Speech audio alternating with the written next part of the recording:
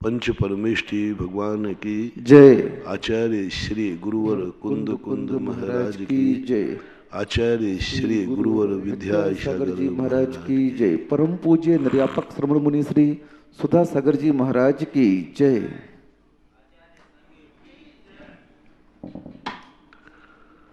सुख की खोज में व्यक्ति दुखी हो रहा है। जिसकी खोज में ही दुखी है वो सुख कैसे खोज पाएगा। खोजते समय भी इतना आनंद की अनुभूति होना चाहिए कि वह मंजिल को प्राप्त करते समय कितना होगा। हमारे यहाँ कहा गया, शुरुआत में इतना दुख है तो बाद में कितना होगा, शुरुआत में इतना सुख है तो बाद में कितना होगा। तेरी मूरत इतनी सुंदर, तू कितना सुंदर होगा। यह सूत्र सभी जगह लगाना चाहिए, सभी स्थानों पर लगना चाहिए। अब रही बात ये कि तुम अपने जीवन को कैसे बना पाते हो। धर्म तो कष्टमय दिखता है, धर्म में तो कष्ट की कष्ट दिखते हैं। नहीं, यही तो तुम्हारी भूल है। जो कल परसों मैंने कहा था, यही तुम्हारी सबसे बड़ी भूल है कि धर्म में कष्ट है। शायद कल कहा था मैंने, तुम्हें उपवास में दुख नजर आता है, सम्यक दृष्टि को उपवास में सुख नजर आता है। और वो कहता है कि एक दिन के आहार छोड़ने में इतना सुख है और जन्म जन्म को छूट जाएगा तो कितना सुख होगा। हर क्रिया में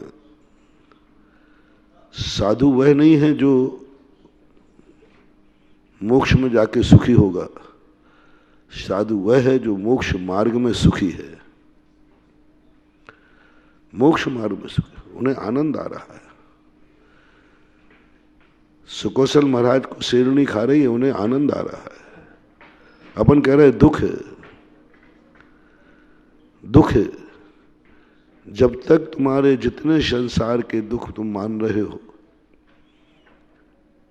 इनको जब तक तुम सुख में परिवर्तन नहीं करोगे, तुम्हें मोक्ष मिलने वाला नहीं। हमें बुखार आ जाए तो दुख नजर आता है,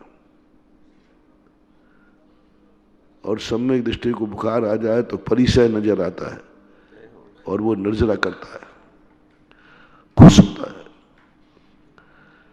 ठंड बढ़ जाए तो वो खुश होता है, वो नदी किनारे जाने का भाव करता है। अब ठंड में तो कमरे से बाहर निकलना दुख का कारण है। यही तो कला है ज्ञानी की। ज्ञानी और अज्ञानी में बस यही अंतर है महानुभाव।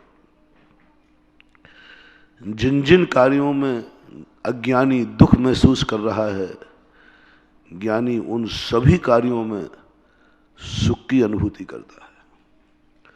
सुख का वेदन होता है उसको। एक पता नहीं क्या एक ऐसी गॉड गिफ्ट मिल जाती है, उसको आनंद का झरना फूटने लग जाता है।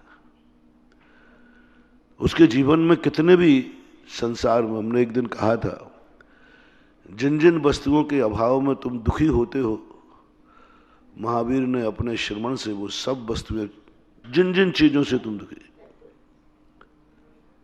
तुम परिवार के बिना दुखी होते हो, महावीर ने कहा सारी दुनिया परिवार नहीं, परिवार के बिना दुखी है, माँ बाप के बिना अनाथ है। तुम मेरे शिष्य बनना चाहते हो तो परिवार के बिना सुखी होकर दिखाओ, धन दौलत के बिना सुखी होकर दिखाओ, सारी भोग विलासिताओं को त्यागने के बाद सुखी नजर आओ। उपवास के दिन तुम सुख नजर आओ। भूख लगी है लेकिन दुख नहीं है, संक्लेश नहीं है, एक आनंद आ रहा है, आनंद आ रहा है। वो कौन सा आनंद है समझ में, दुनिया को समझ में नहीं आ। दुनिया तो यही जानती है, दुख आया है उसका प्रतिकार करो, और प्रतिकार हो जाना ही सुख है। भूख लगी है रोटी खा लो, बस सुखी हो गया। जैन दर्शन कहता है कि किसने सुखी किया तुम्हें, बोले रोटियों ने। बस यही तेरी भ्रम है। पर किसी को दुखी कर सुखी कर नहीं सकता। तूने ऋतु तड़प रहा था, तू भूखा प्यासा था, दुख मना रहा था, पानी मिल गया, भोजन मिल गया, सुख हो गया। यही तेरा भ्रम है, मृग मरीच का है। सुख तो उस दिन है जिस दिन तुम्हारा उपवास है। पर पदार्थ को बिल्कुल किंचित मात्र भी ग्रहण नहीं कर रहे हो, और फिर भी पता नहीं क्या एक अंदर से तेज आनंद की अनुभूति। ओहो, धन्य हो गया, आज मेरा 1 दिन उपवास हुआ, 2 दिन हुआ, 6 दिन हुआ, वर्षों पर वर्ष निकलते गए, आनंद का झरना फूटता गया, आनंद की अनुभूति होती गई।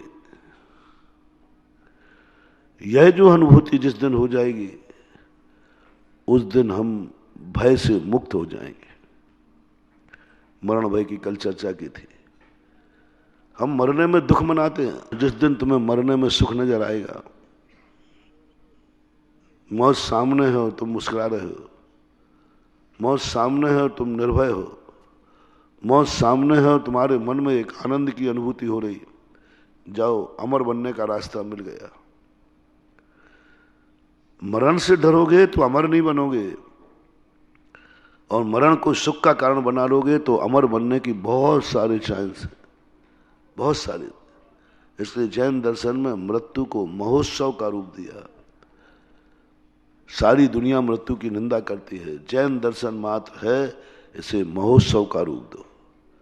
आनंद की अनुभूति का ऐसा प्रसंग बनाओ, मैं मर रहा हूं इसलिए मैं आनंद में डूब गया हूं, आज मेरा कुछ नया होने वाला है, आज कुछ मेरी सब पुरानी पर्यायें छूटने वाली है, और नया कुछ ऐसा मिलेगा जो आज तक मुझे नहीं मिला। कष्टों को सहन करता है। अज्ञानी द्रव्यलिंगी उन कष्टों को स्वीकार करता है, लेकिन ज्ञानी भावलिंगी जो कहता है नहीं, मुझे तो कष्ट ही नहीं। सम्यक दृष्टि की एक परीक्षा की कि तुम सम्यक दर्शन तुम्हें है या नहीं। तुम धर्म में किस लिए चले आए? इसलिए कि नरक नहीं चला जाओ, दुर्गति नहीं हो जाए, इसलिए तुमने सम्यक दर्शन प्राप्त कर लिया।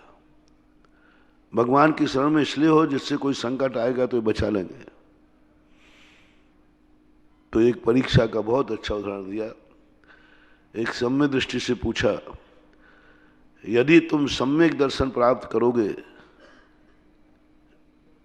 तो दुर्गति जाओगे, नरकों में पड़ोगे, और सम्यक दर्शन छोड़ दोगे तो हम तुम्हें स्वर्ग भेजेंगे।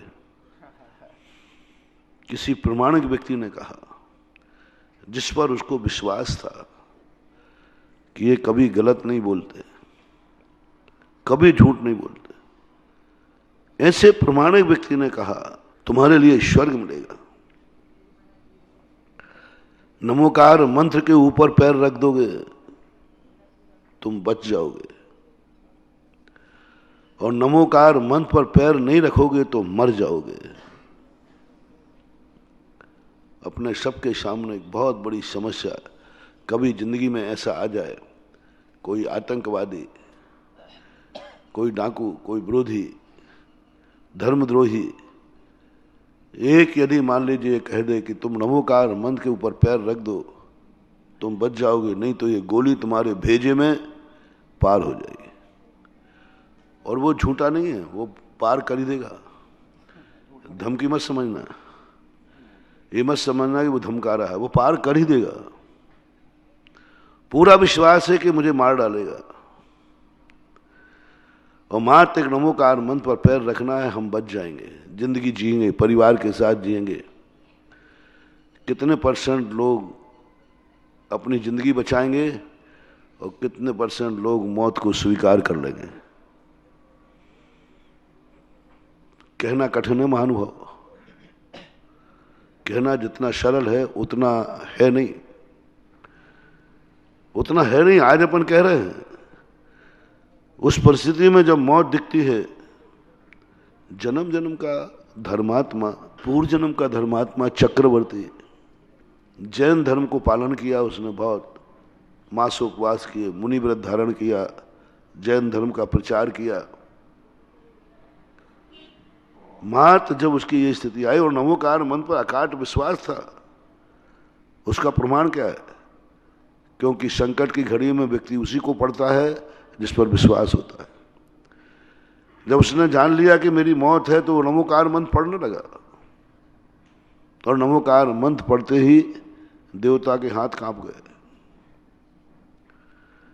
देवता के हाथ कांप गए। देखो, सच्ची श्रद्धा से पढ़ रहा था वो, लेकिन मरण से बच के लिए, मोक्ष के लिए नहीं पढ़ रहा था। आप कहते हो कि महाराज जी आप कई बातों पर विश्वास नहीं करते, मैं करूं कैसे? मेरे पास शास्त्र का प्रमाण है और मेरा दावा है, जिसको नमोकार मंत्र आता है उसको दुनिया का कोई देवता छू भी नहीं सकता। और आप मेरे से कहलवाते हो कि महाराज ऊपरी बाधा है, छू नहीं सकता तुम्हें नमोकार मंत्र, इतनी काफी है। प्रमाण है इस कथा में। जैसे चक्रवर्ती ने नमोकार मंत्र पढ़ा, देवता कांप गया, दूर हो गया, मैं इसको नहीं छू सकता।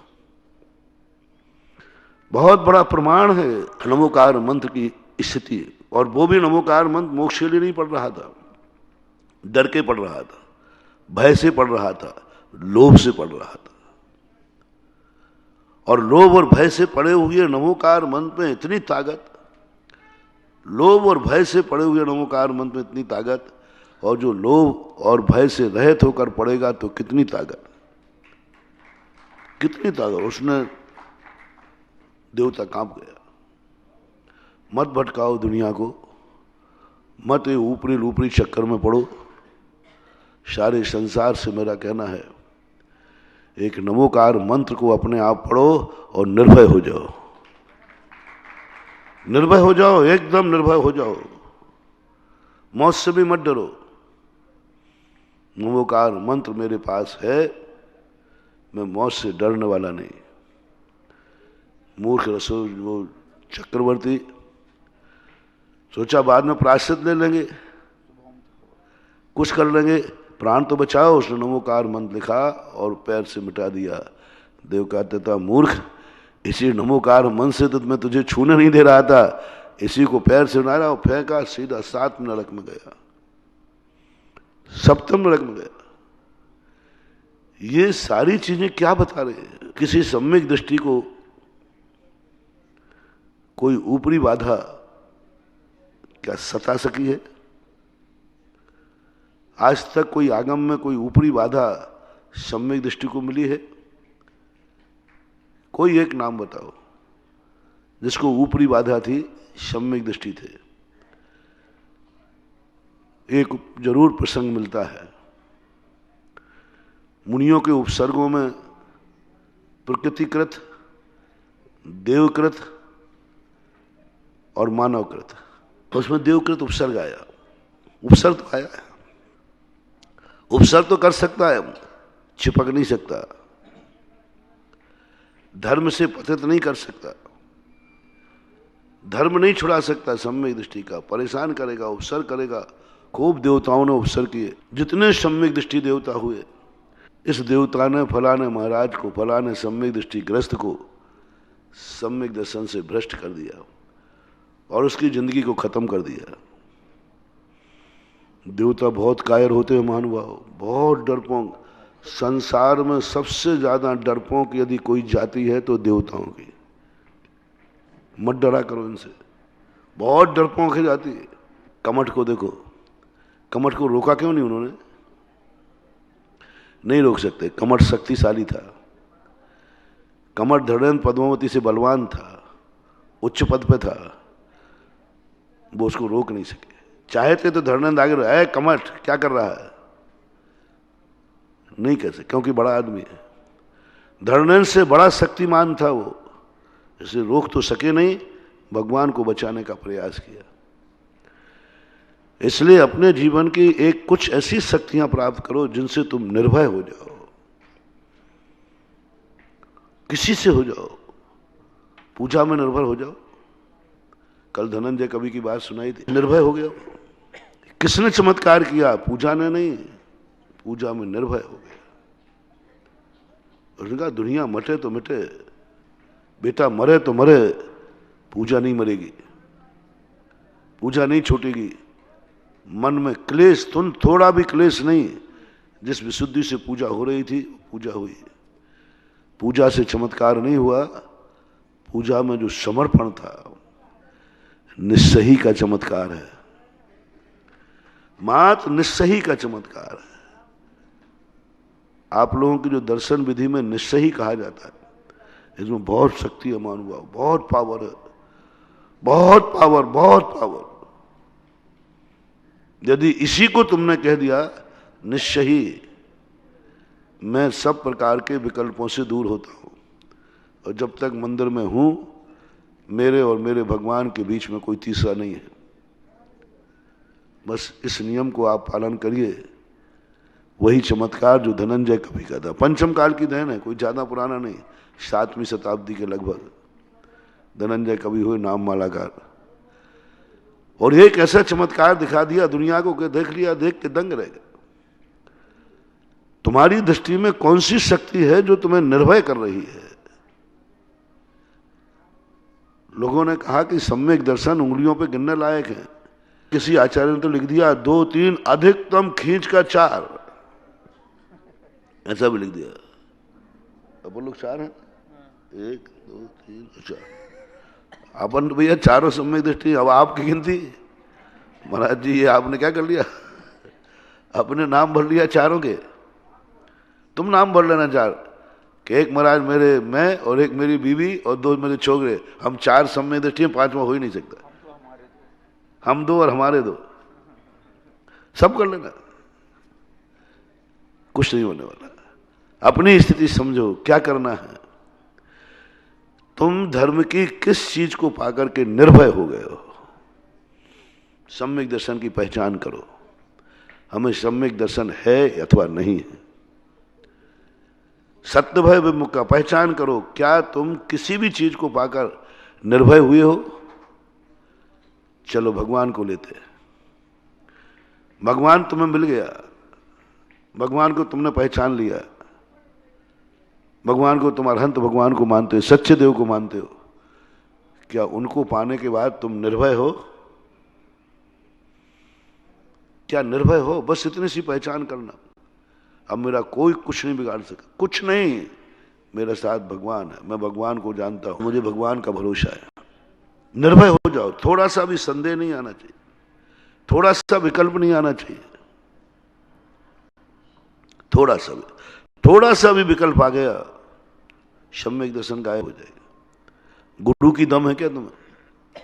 मेरा कोई कुछ नहीं बिगाड़ सकता, मेरे साथ गुरु है। और बिगड़ेगा तो भी कोई फर्क नहीं पड़ता, गुरु साथ है तो क्या बिगड़ेगा? मरूंगा तो भी गुरु साथ रहेगा मेरे। कुछ नहीं, मेरे पास नमोकार मंत्र है, कोई दुनिया की शक्ति मुझे कुछ नहीं कर सकती। कहीं तो निर्भय हो जाओ, कहीं तो निर्भय हो जाओ। मैं ना सुधीर सिद्ध चक्र मंडल विधान पर निर्भय हो गई। श्रीपाल कहते हैं कि तुम आज तक कभी तुम्हारे चेहरे पर उदासीनता नहीं देखी।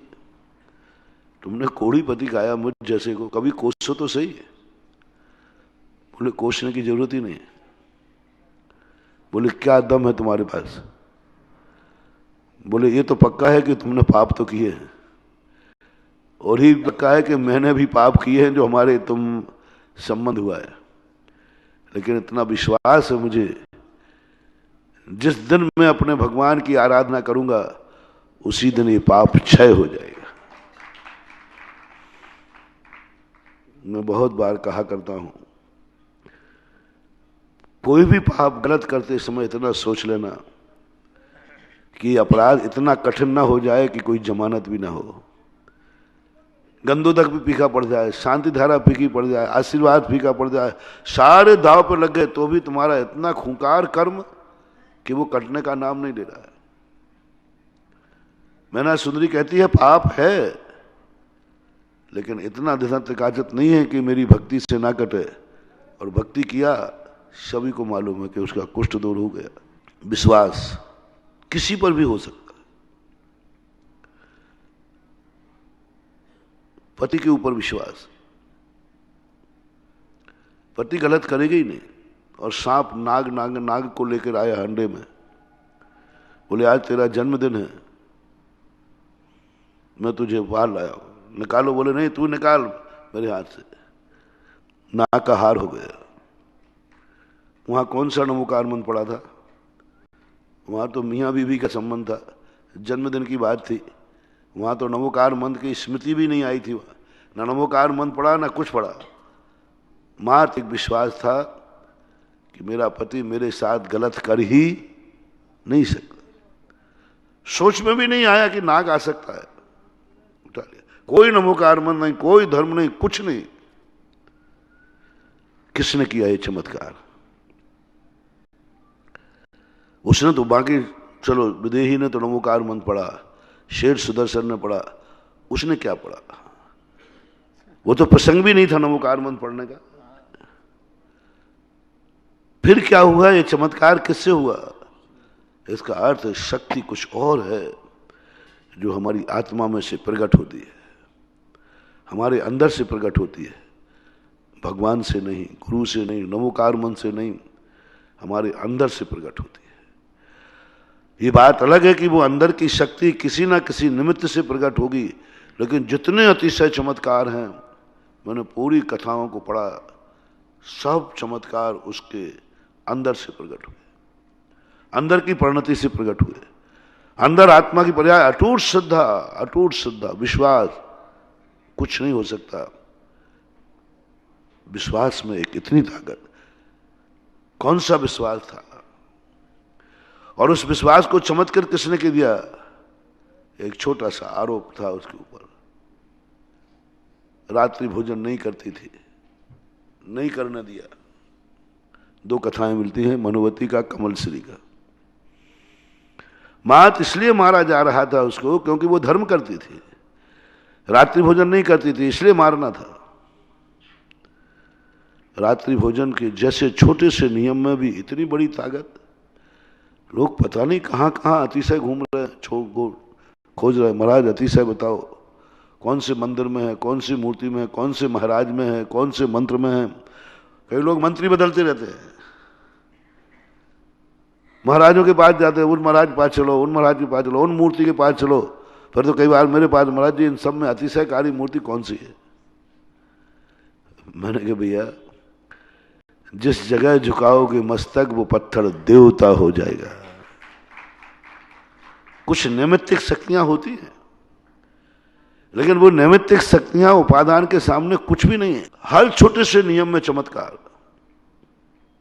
परसों कहा था ना, एक चतुर्दशी के दिन मात्र हिंसा नहीं करना, इतने छोटे से व्रत में चमत्कार।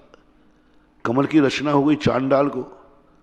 आज तक किसी मुनिराज को देवताओं ने कमल नहीं बिछाया। पूरे शास्त्रों में कहीं भी एक नहीं आया कि कोई महाराज की तपस्या से प्रभावित होकर के कमल बिछा दियो। चांडाल को कमल बिछ गया। बताते हैं जो कथा में, देवता आ गए, कमल बिछ गई, जय हो चंडाल देवता गई। क्या था उसके पास बेचारे के पास? उसको तो नमोकार मंत्र भी नहीं आता था, 6 द्रव्य 7 तत्व भी नहीं जानता था, कुछ भी तो नहीं जानता था। मात्र एक बार जो व्रत लिया है, इस व्रत पर विश्वास है, मैं निर्भय हूं, मैं निर्भय हूं। बस मर जाएगा तो मैं मरण को निर्भय होकर स्वीकार करूंगा, निर्भय होकर मरूंगा, मरण से डर के नहीं मरूंगा। मरण मौत हो सकती थी, ऐसी बात नहीं है कि सम्यक दृष्टियों की मौतें नहीं हुई हैं। सम्यक दृष्टियों की भी अकाल में मौतें हुई, 500 मुनि को घानी में पेला गया।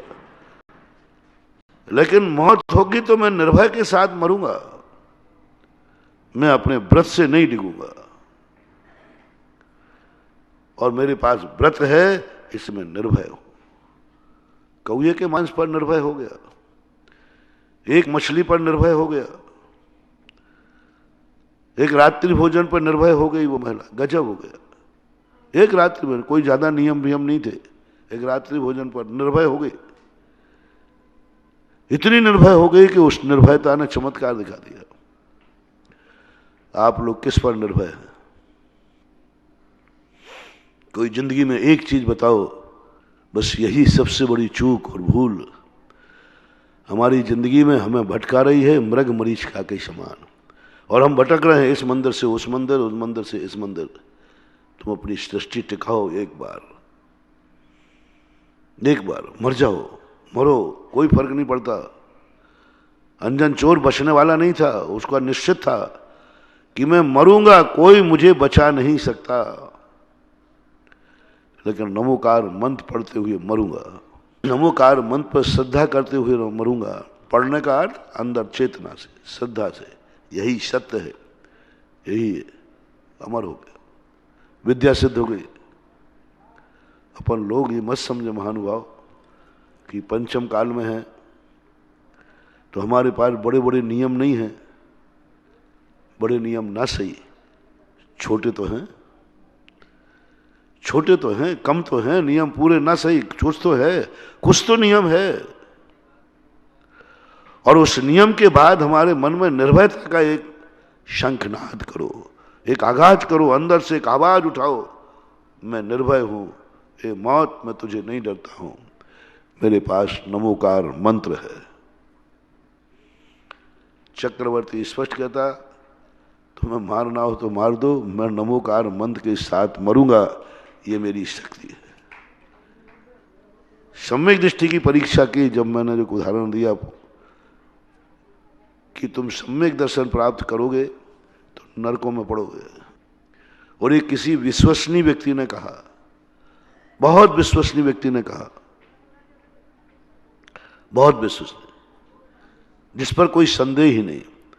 मान लीजिए अपन किसको मानो विश्वसनीय, कुंद स्वामी ने कह दिया, बड़े विश्वसनीय, कलिकाल के सर्वज्ञ हैं प्रभु, उनके ज्ञान की।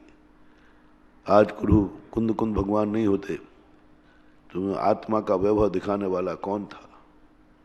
आत्मा का। चलो उन्होंने कह दिया, अब आपका फैसला क्या है?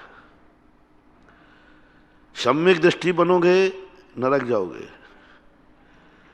मुनि बनोगे नरक जाओगे, जैन मंदिर में जाओगे नरक जाओगे, नमोकार मंत्र पढ़ोगे तो नरक जाओगे।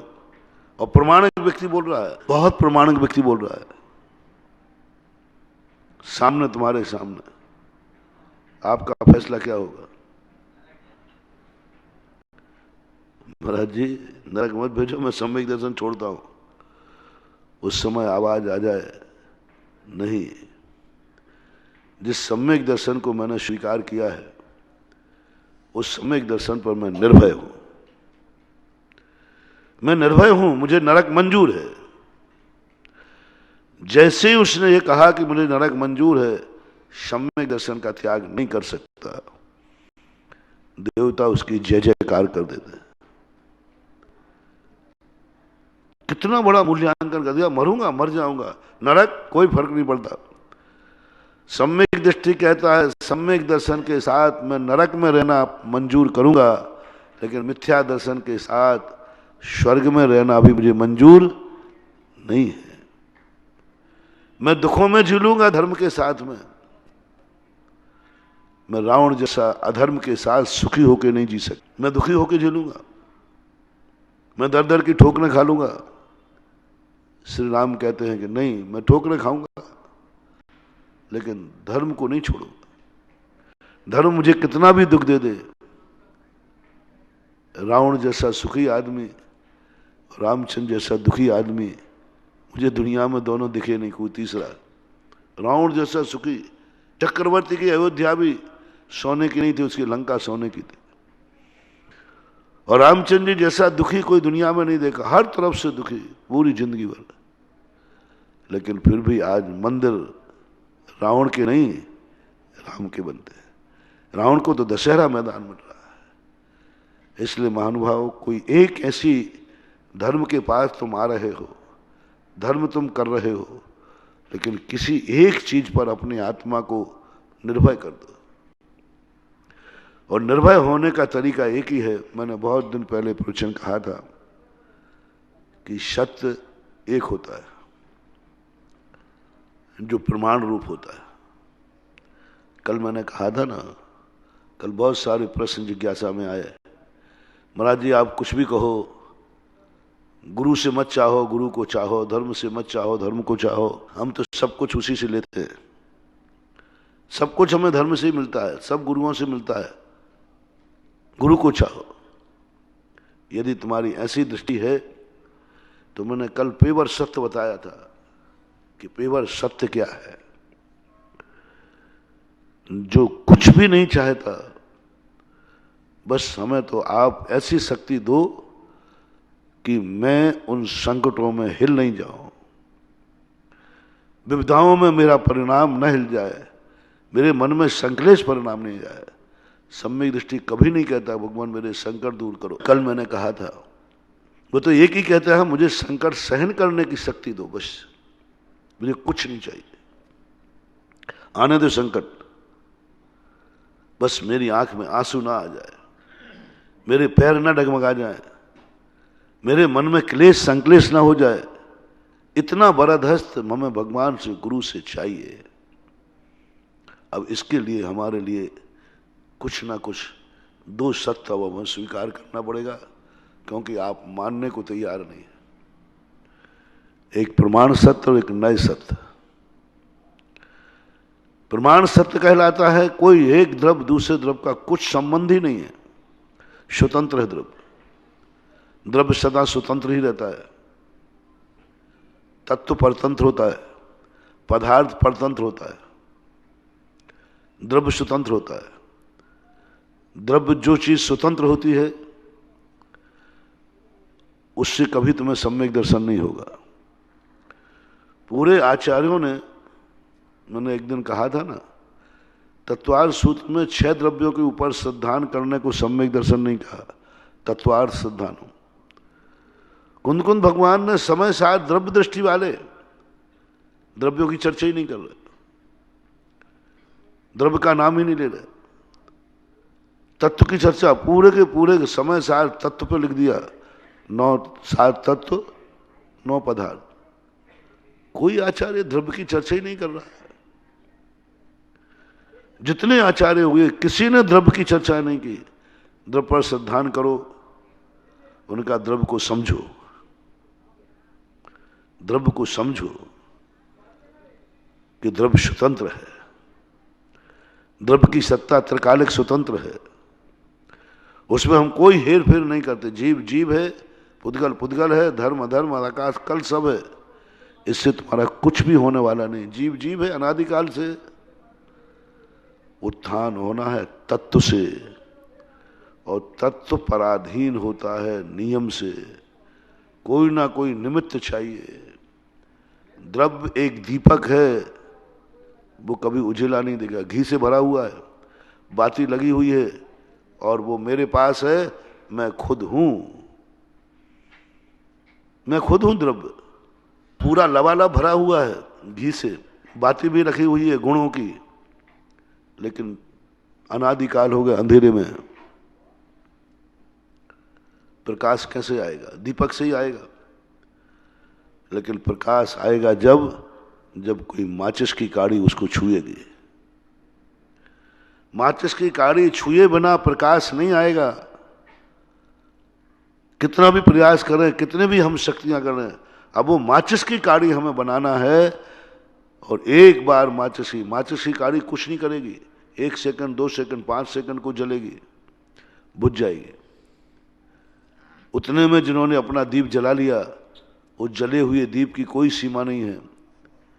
कितना भी जलता जाए, कितना भी वह होता जाए, जलता रहेगा। एक बार निमित्त बनाओ। तत्व दृष्टि है, तत्व दृष्टि है जलता हुआ दीपक, ज्योति। तत्व से प्रकाश प्रकट होता है, द्रव्य से नहीं। द्रव्य एक महाशक्ति है जिसका कुछ भी उपयोग नहीं कर सकते हम। जैसे ही द्रव्य को हम तत्व का रूप वर्णन करेंगे, तैसे ही हमें पराधीन होना पड़ेगा। कोई ना कोई आलम्बन बनाना पड़ेगा, कोई ना कोई आधार बनाना पड़ेगा। नमोकार मंत्र का आधार से, रात्रि भोजन का आधार से, कौए के मांस के त्याग का आधार से, कुछ ना कुछ एक निमित्त बनाओ, ज्योति जगेगी। एक निमित्त बनाओ। बिना निमित्त के आज तक किसी भी साधु में कोई शक्तियां जागृत नहीं हुई, तीर्थंकरों में भी नहीं हुई। वो भी कोई ना कोई आलम्बन लेते हैं। क्योंकि उनको भी कोई ज्ञान नहीं होता। संसार में जितने लोग हैं सब अटकल पच्ची पे चल रहे हैं। तीर्थंकर भी 6 द्रव्य 7 तत्व 9 पदार्थ में कुछ भी नहीं जानते। 6 द्रव्यों का तो उनको पता ज्ञान ही नहीं है। मार थोड़ा बहुत जान लेंगे तो सर्वावधि परमावधि होने पर परमाणु को जान लेते हैं। बाकी अरूपी द्रव्य को, मोक्ष कहाँ है? मोक्ष में सिद्ध भगवान बैठे हैं, मुनि अवस्था में तीर्थंकर भी नहीं जानते।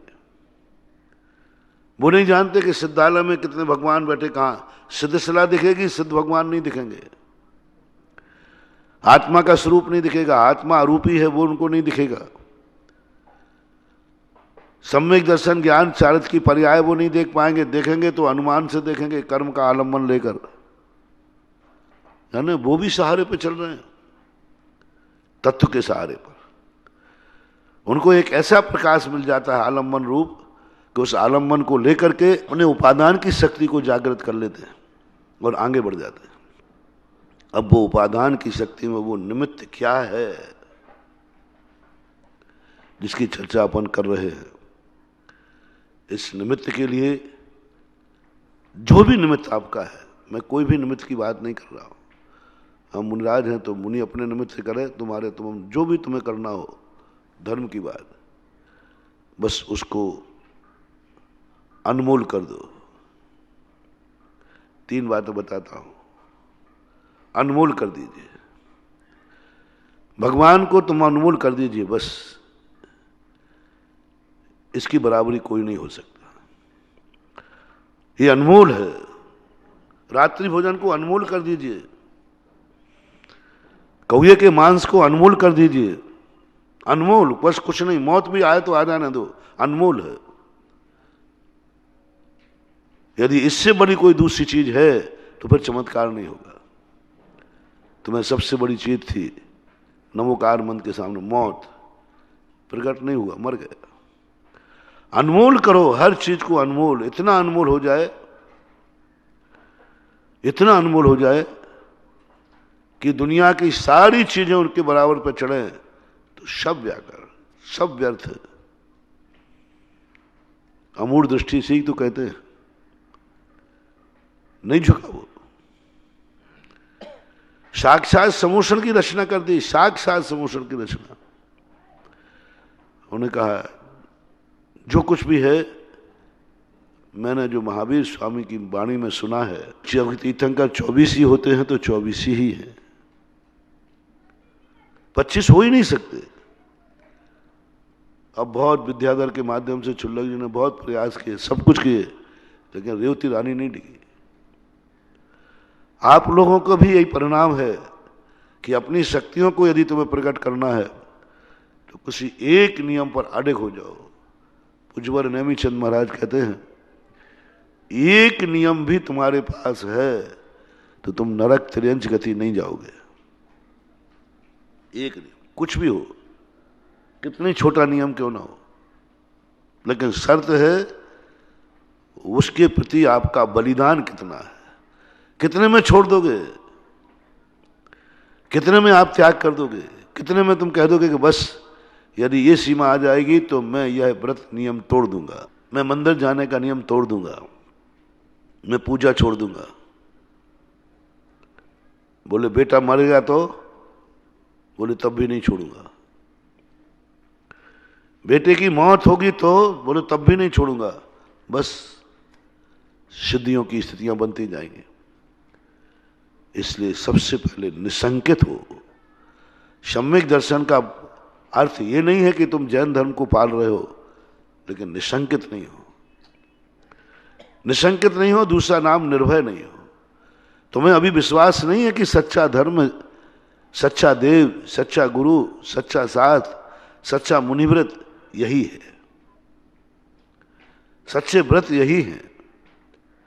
क्योंकि छोटी छोटी परिस्थितियों में हमें आदर्शन परिचय हो जाता है। मैंने एक बार कहा था ना कि मुनिराजों को भी आदर्शन परिचय हो जाता है। उनके मन में भी विकल्प आ जाता है, क्या पता ये सारी चिड़िया मैं पाल तो रहा हूं, कुछ समझ में नहीं आ रहा, कुछ समझ में नहीं आ रहा। मिथ्या नहीं कहते, झूठ नहीं कहते, समझ में नहीं आ रहा, दिख गए। और जो सम्यक दृष्टि होगा, शायक सम्यक दृष्टि होगा, वो कहेगा कि नहीं, निर्णय हो चुका है।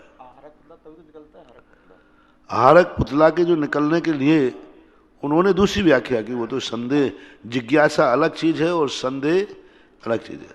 आहारक पुतला संदेह को दूर नहीं करता, जिज्ञासा को दूर करता है। आहारक पुतलाधारी महामुनिराज कभी भी संदेह के घेरे में नहीं रहते, वो तो निशंकित है। जिज्ञासाएं होती, तो जिज्ञासाएं तो सबको होती है। गणधर परमेष्ठी को होती है, गणधर परमेष्ठी को भी जिज्ञासाएं होती है, क्योंकि उनके ज्ञान का विषय है ही नहीं। वो जो सूक्ष्म तत्व है, सूक्ष्म द्रव्य है और सूक्ष्म पदार्थ है, वो व्यक्ति उसको ज्ञान में आता ही नहीं। इसलिए आज अपन इतनी कह के 5 मिनट और हैं, तो ऐसी स्थिति को लेकर के अपन को आगे बढ़ें, क्योंकि अपन ने बहुत धर्म को बदनाम कर डाला है। हमने एक बार तुम्हें सुनाया था कि लोग गंधोदक को बदनाम करने लगे, और आज कुछ नहीं होता है गंधोदक से। अब मैंने शास्त्रों में पढ़ा था कि गंधोदक में बहुत शक्ति है। भक्तांबर में पढ़ा है, त्वत्पाद पंकज रजो मृत दिग्ध देहा मृत्या भवंती मकरध्वज तुल्य रूपा। लेकिन ये कैसे संभव है? तब मैंने देखा कि आप लोगों के पास उसके प्रति विधि नहीं थी। गंधोदक वही है, अभिषेक वही है, मैंने कुछ परिवर्तन नहीं किया। शांति धारा वही पुरानी है, मेरे पास कोई नई शांति धारा नहीं है। मात उसकी विधि आप लोगों ने बिगाड़ रखी थी। आप लोग गंधोदक लेते थे, गंधोदक लिया नहीं जाता, गंधोदक बनाया जाता है। 2 व्यक्तियों के हाथ से गंधोदक ले सकते हो, जो तुम्हारा कोई हो, अथवा स्वयं गंधोदक बनाना चाहिए। अपने हाथ का बनाया हुआ गंधोदक डायरेक्ट हमारी एनर्जी को पैदा करता है। दूसरे के हाथ का बनाया हुआ गंधोदक 50% एनर्जी ले जाएगा। और जिसका कोई दूसरा है, या तो फिर तुम्हारा कोई है, तुम्हारा कोई है जो तुम्हारे स्वप्न में भी तुम्हारा कभी बुरा नहीं विचार कर सकता, उसके हाथ का गंधोदक लेना चाहिए। और एक विधि थी, लाते थे और सीधा जल ढाल देते थे। जब उस विधि को बताया, आज वही गंधोदक, वही शांति धारा अतिशय और चमत्कार का कारण बन गई। आज उसी से ना जाने कितने लोगों की श्रद्धाएं आज हर मंदिर में कभी कभार शांति धारा कर लेते। आज तो भारत के हर मंदिर में मुझे अपने आप पे गर्व है कि मैंने शांति धारा की महिमा को जान करके सारे भारत को, जैनियों को मैंने एक बहुत बड़ी निधि दी है। और उस निधि के संबंध में लोगों ने प्रैक्टिकल किए। आज सारे भारत के मंदिरों में शांति धारा के प्रति लाखों लाखों लोगों का मिथ्याचार छूट गया। जब भी कोई जैनी के घर में कुछ होता था, चलो कहीं झाड़ा लगवाने चलते, झाड़ा फाड़ा ओझा भोजा एक ही बात, चलो फलाने यहाँ अगरबत्ती लगाते हैं। आज जैनियों के घर में कुछ भी होता है, एक ही आवाज आती है, चलो शांति धारा करते हैं, करवाते हैं। ताराचंद जी तो शांति धारा के बहुत दीवाने हैं। इनका तो एक ही बात, इनके मन में कुछ भी आया तुरंत वो शांति धारा की बात, उनको एक ही शरण है, एक ही शरण है। और ये कई बार प्रैक्टिकल कर चुके।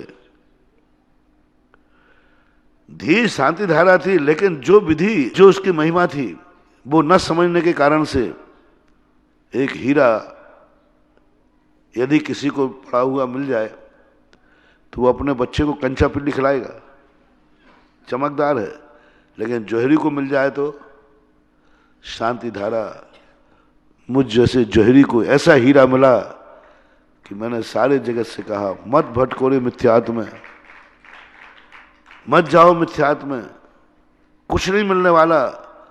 जो यहां नहीं है वो कहीं नहीं है, और जो यहां है वो कहीं है नहीं। महा तुम्हारी श्रद्धा आस्था। आज इतनी कह करके विराम कर रहा हूँ।